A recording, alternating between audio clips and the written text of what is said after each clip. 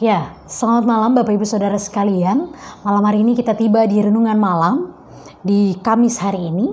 Dan sebelum kita membaca serta merenungkan kebenaran firman Tuhan, mari kita satu di dalam doa, kita berdoa. Bapa yang baik, Bapa yang bertata dalam kerajaan surga, kembali kami mengucap syukur, terima kasih untuk segala berkat dan penyertaan Tuhan dalam kehidupan kami. Terima kasih untuk anugerah kehidupan yang masih Tuhan percayakan kepada setiap kami. Bapa yang baik, sebentar kami akan membaca serta merenungkan kebenaran firman-Mu, berkati setiap kami, agar apa yang boleh kami baca, boleh kami renungkan bersama, itu semua dapat kami aplikasikan dalam setiap langkah kehidupan beriman kami. Bersabdalah kepada kami ya Allah, karena kami anak-anak-Mu sudah sedia untuk mendengarkannya. Di dalam nama Kristus Yesus, Tuhan yang ada juru selamat kami yang hidup, kami berdoa. Amin.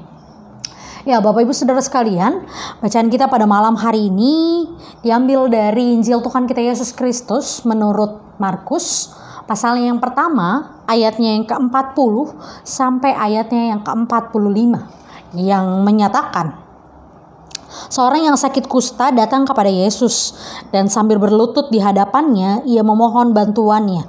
Katanya, kalau engkau mau, engkau dapat mentahirkan aku.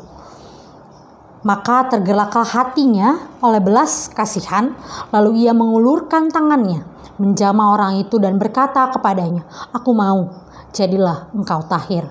Seketika itu juga lenyaplah penyakit kusta orang itu dan ia menjadi tahir. Segera ia menyuruh orang itu pergi dengan peringatan keras.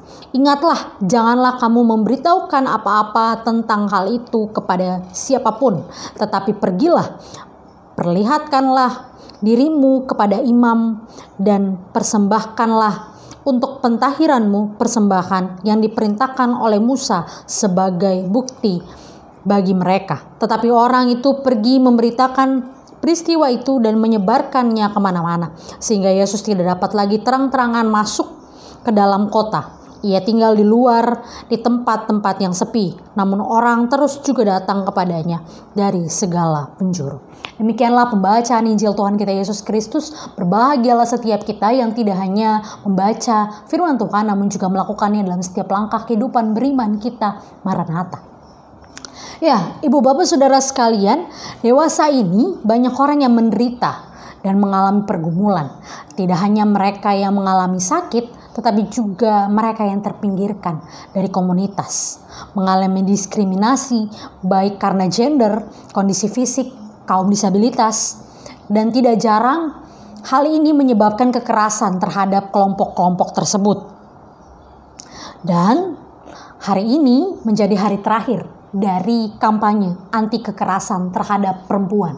Ada 16 hari kampanye ini dilakukan dari peringatan Hari Anti Kekerasan terhadap Perempuan yang jatuh pada 25 November lalu, dan hari ini tepat 16 hari setelah hari itu menjadi hari terakhir kampanye anti kekerasan terhadap perempuan.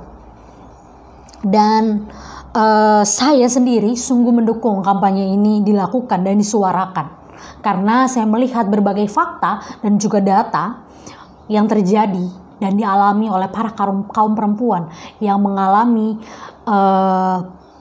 kekerasan baik secara verbal maupun non-verbal. Ada beberapa kasus diskriminasi perilaku juga yang terjadi berbasis gender, yaitu yang terjadi pada umumnya pada perempuan karena berbagai budaya patriarkal yang masih kerap kental terjadi bahkan di tengah-tengah gereja. Seperti ada denominasi gereja yang masih menolak akan pendeta atau pelayan perempuan. Inilah yang membuat saya tergerak untuk terus bersuara dan mengikuti kampanye ini sebagai bentuk saya menyatakan suara kenabian di tengah-tengah dunia saat ini. Dan kiranya setiap kita juga mampu tergerak hatinya untuk menolong dan membantu mereka, menyuarakan pergumulan, menyuarakan mulut-mulut yang terbungkam akibat kekerasan yang mereka alami. Kiranya setiap kita mampu hadir bagi setiap mereka. Dan inilah yang Yesus lakukan bagi orang yang kena kusta dalam bacaan kita pada malam hari ini. Yesus tergerak oleh belas kasihan untuk menolong orang yang terkena kusta ini. Jika kita bayangkan orang yang terkena kusta ini pasti dijauhi dari komunitasnya, lalu dia juga mengalami penderitaan secara fisik karena mengalami sakit kusta. Dan secara mental, karena dijauhkan dari komunitas, dia pasti terganggu, ibu bapak saudara sekalian. Dia mengalami berbagai macam penolakan. Dan di tengah kondisi yang demikian, Yesus hadir, menahirkan dirinya. Yesus memberikan pemulihan bagi orang yang kena kusta ini. Inilah juga panggilan dan pengutusan kita sebagai orang Kristen, yaitu tergerak oleh belas kasihan, membantu dan menolong orang-orang yang menderita, berduka, mengalami berbagai pergumulan, dan juga membantu setiap mereka yang terpinggirkan dari komunitas. Kiranya di akhir kampanye Hari Anti Kekerasan ini kita mampu terus bersuara bagi berbagai kekerasan-kekerasan yang kita temui di sekitar kita. Dan saya mau mengajak setiap kita juga untuk bersuara dimanapun kita mampu bersuara dan menyatakan penolakan kita terhadap berbagai tindakan kekerasan, diskriminasi berbasis apapun, termasuk berbasis gender. Kita kiranya mampu hadir menolong dan menyuarakan isu-isu terkait orang-orang yang terpinggirkan dari komunitas sebagai bentuk dukungan dan pertolongan kita bagi mereka.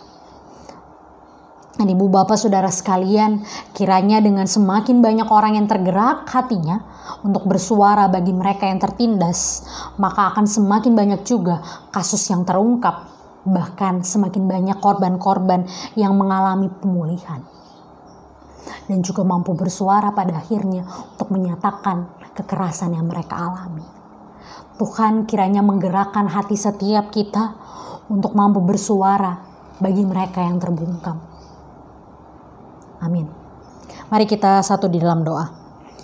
Bapa yang baik, Bapa yang bertata dalam kerajaan surga, kembali kami mengucap syukur dan juga berterima kasih atas segala kebaikan dan kemurahan Tuhan dalam kehidupan kami.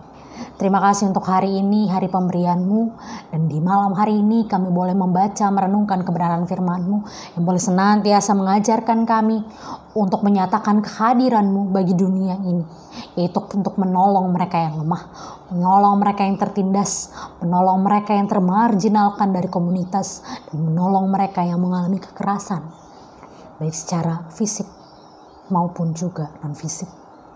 Kiranya setiap kami mampu hadir dan juga mampu menguatkan mereka yang tertindas dan terlantar. Terima kasih Tuhan, sebentar kami akan mengistirahatkan tubuh kami, berkati setiap kami, agar di pagi hari kami boleh melanjutkan aktivitas selangkah kehidupan kami, serta menyatakan panggilan dan pengutusan kami di dunia ini.